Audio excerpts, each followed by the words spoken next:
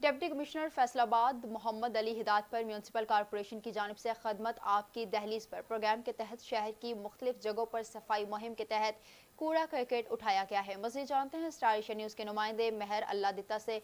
जी महर अल्लादिता, अपनी इस रिपोर्ट में बताइए।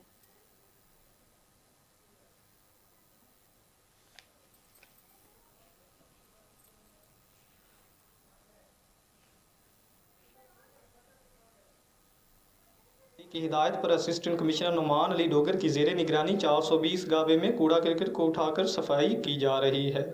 म्यूनसिपल कॉरपोरेशन के अमले की जानिब से इतवार के दिन भी शहर भर को खूबसूरत बनाने के लिए सफाई मुहिम ज़ोरों शोर से जारी है।